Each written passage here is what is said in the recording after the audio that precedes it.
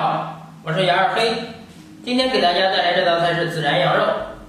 今天这道菜所需要食材是羊腿肉1块，烂羊面、孜然粒、蛋清1个，清洗干净的香菜1把。接下来开始备料，香菜切段，把梗还有叶分开放。羊肉中间给它切开，然后切薄片。羊肉切好之后，放入大碗中，然后再清洗一下，把血水洗一下。洗干净羊肉，控高水分，给它码个底味儿。加入小半勺的盐，少许的胡椒粉，再来一点生抽。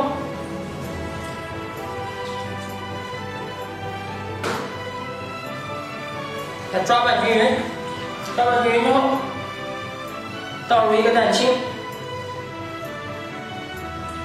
然后再给它抓拌一下，抓拌均匀，再来少许的生粉，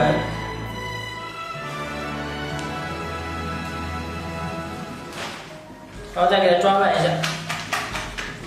食材备好，接下来开始制作。烧干锅中水分，加入适量的油。油温烧至4成热，倒入腌好的羊肉，在炸至定型之后，捞出控油。待油温烧至7成热，倒入羊肉进行第2次复炸，把羊肉炸干，关火，快速捞出，控油。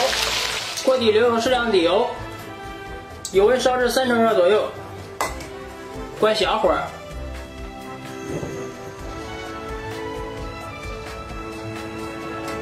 放入孜然粒、辣椒面，快速煸炒一下，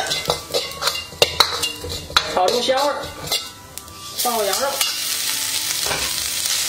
快速翻炒均匀，然后撒上少许的鸡粉，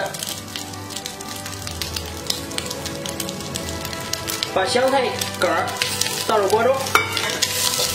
快速翻炒几下，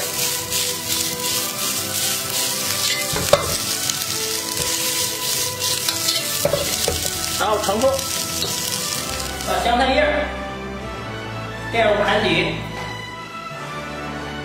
然后把羊肉盛在上面。